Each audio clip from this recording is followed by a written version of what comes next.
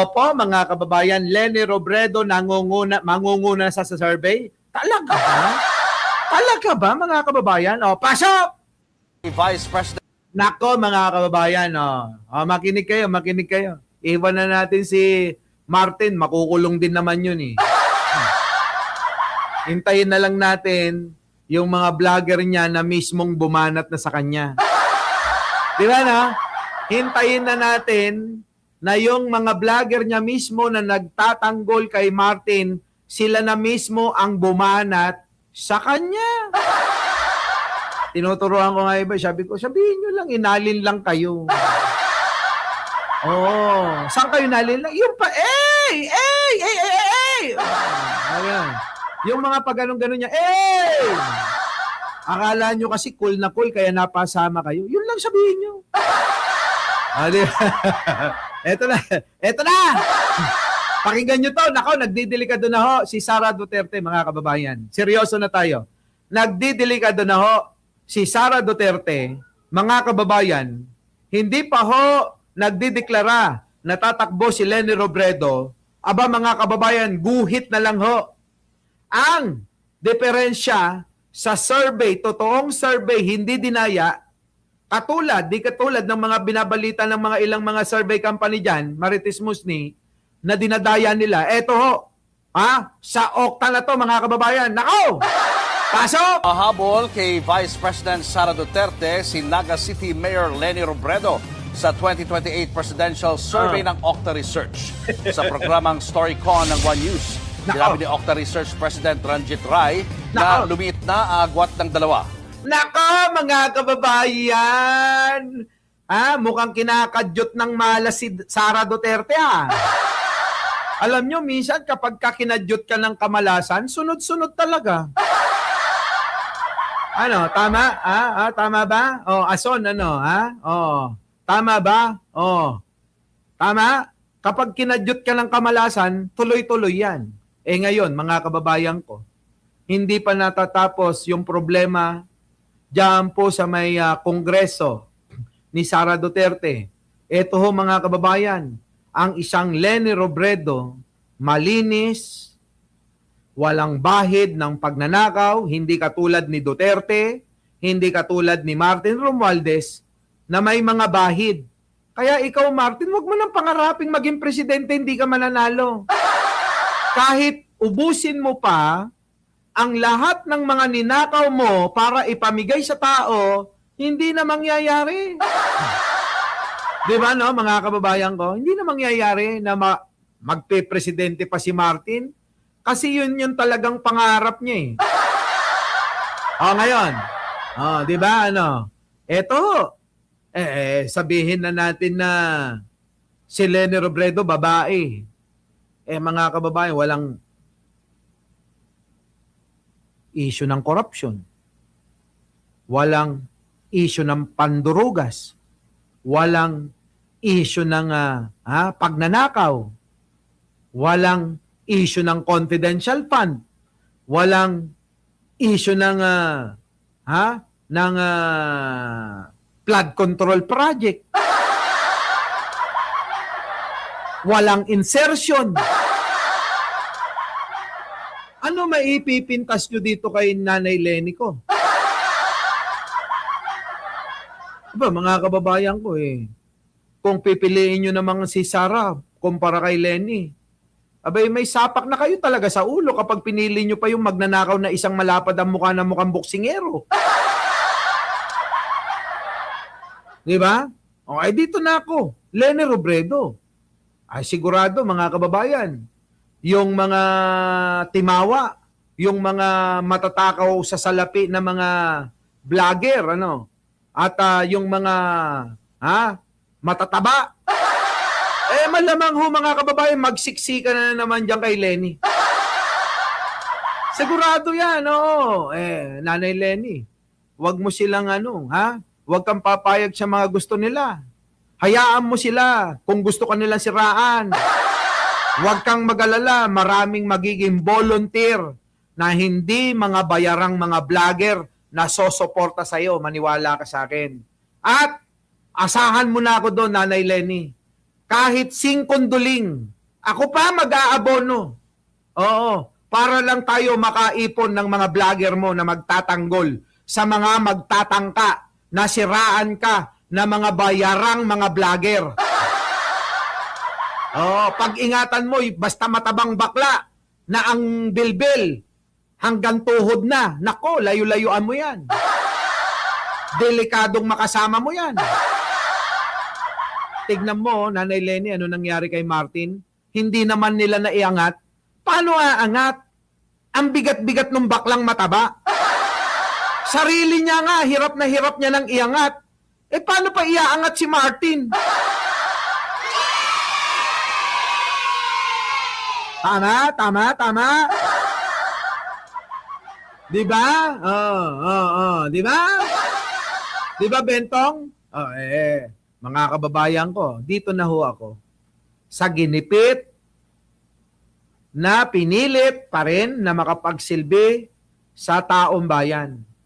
Sino po? Leni Robredo, mga kababayan. Kahit pa, dating nakaaway ni Pangulo, abay, natuwa ako. Dahil pagkatapos matalo ni Leni Robredo sa pagka-presidente, dahil siya naman yung malapit na katunggali noong 2022, nanahimik at sumuporta at pinanalangin yung tagumpay ni Pangulong Bongbong Marcos sa kanyang pamumuno. Yun po ay para sa akin, nagpapakita ng magandang ugali. Hindi po yung naging kakampi mo, todo yung pag-promote mo, si Pangulong Bongbong, si Bongbong Marcos, mabait, hindi magnanakaw, hindi corrupt, I love you BBM. May paganong-ganon pa. Tapos yung mga kababayan, nung hindi na humakuha, yung pong kanilang gusto na maagaw ang pwesto bilang presidente para mailigtas si Digong sa ICC, abay, eto na ho nangyari. Ginulo nila ang bansa. Mga kababayan ko, wala na silang pakialam sa interes ng mamamayan, sa interes ng bayan. Ang kanilang gusto lang ay magawa, masunod, makuha yung pagiging presidente sa kahit na anong paraan. Sokdo lang isaalang-alang ang interes ng bayan at mamamayan. Ganon ang ginawa ni Duterte. Harinawat hindi na makalabas yan. Pero, eto ho mga kababayan ko, sa survey na to, isipin nyo maigi. Ang Leni Robredo, ang nanay Leni ko, nanay, no? Ang manang Leni Robredo ko, eto totoong manang ko, ang manang Leni Robredo ko, aba mga kababayan hindi pa nagdideklarang tatakbo. Mga kababayan ko, kita nyo naman ang balita na to. Paano pa kaya kung sabihin bukas sa isang araw ni Leni Robredo, ako, ay tatakbo sa pagkapangulo sa darating na 2028 presidential election. Nakaw! Nakaw pa mo!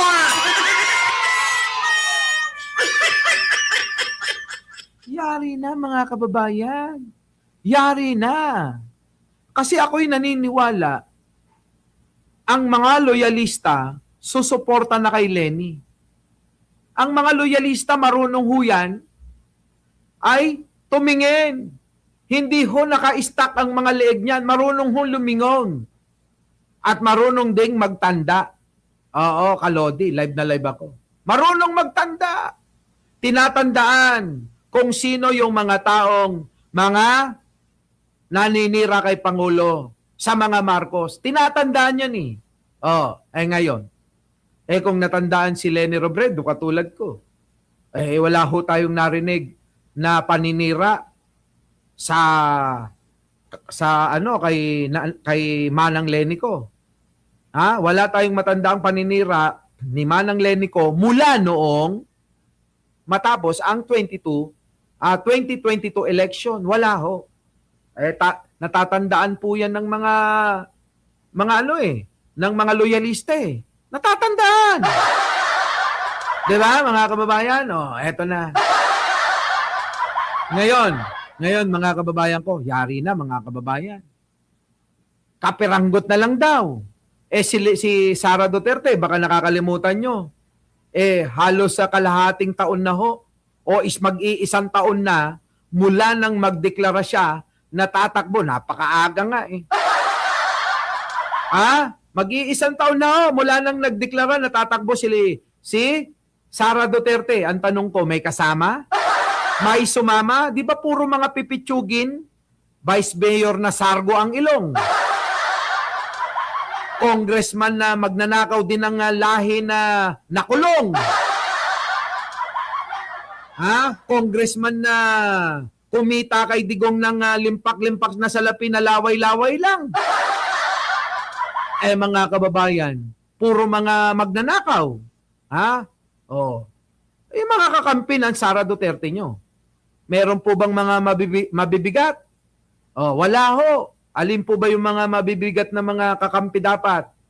Tulad niyang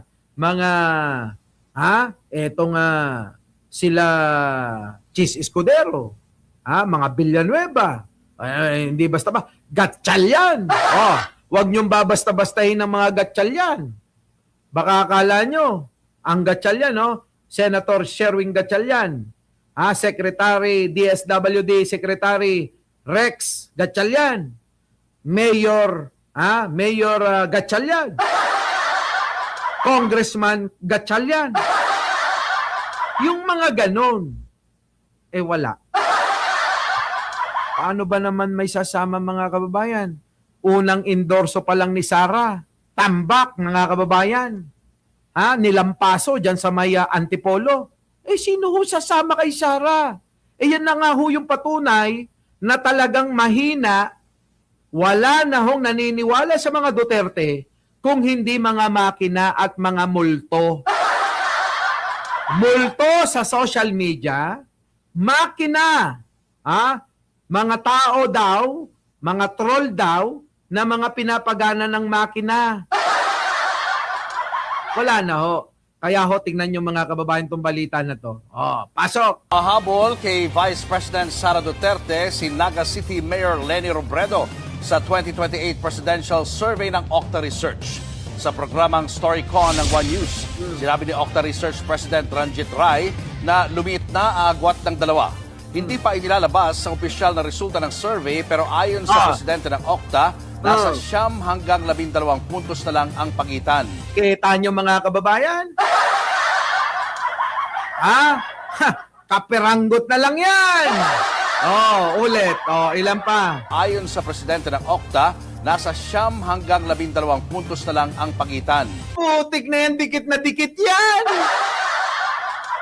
Mga kababayan, ulitin ko, hindi pa ho nagdideklara si Manang Leni na tatakbo. Paano kapag nagdeklara na yan? Abay, putik na yan, eto na tayo. Di ba? Baka mga kababayan umpisan na natin ng laban. Alam nyo na mga kababayan, alam nyo na. Kung Leni Robredo at Sara Duterte lang, putik na yan si Sara Duterte ilalampaso sa inidoro. Tandaan nyo, ipupusta ko yung isang itlog ko. Kung sa debate nilang dalawa, nagagawin sa mga mainstream media, dadalo yan si Sara Duterte. Hindi dadalo si Sara Duterte, tandaan nyo. Ipupusta ko yung isang itlog ko para may isang matira. Huwag naman dalawa, isa lang muna. Di ba? Isang itlog ko, ipupusta ko. Kung dadalo si Sara Duterte sa mga debate. Ako, hindi talaga dadalo. Baka may gustong pumusta sa inyo. Pwede namang ipanel cutter yung mga mani-mani nyo. At pwede nyong tanggalin ng labaha yung isang itlog ko.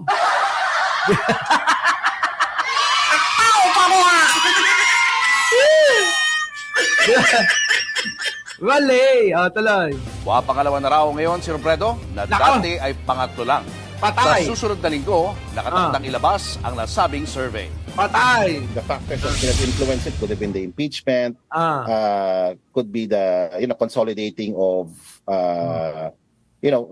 the vote of VP Lenny, the movement supporting her. Ah.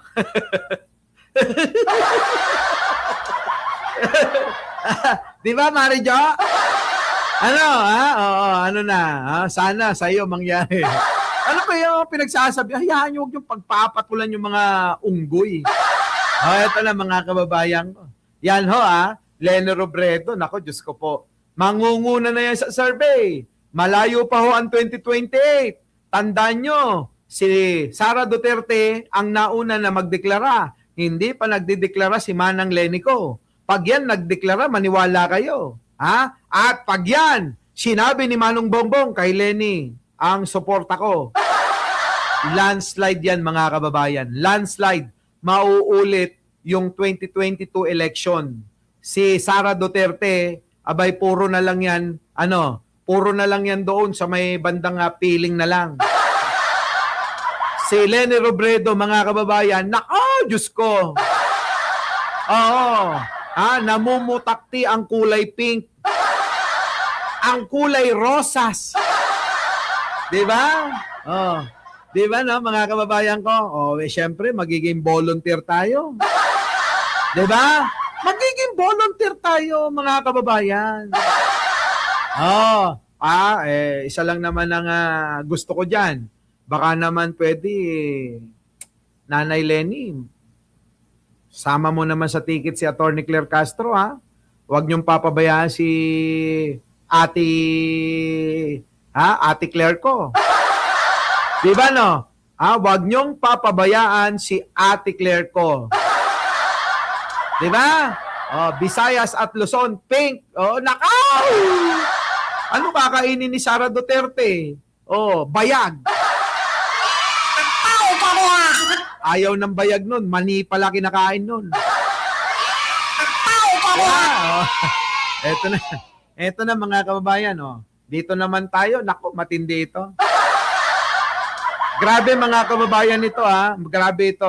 Eto mga kababayan ko. Bago natin puntahan balikan natin si Sara Duterte panghuli.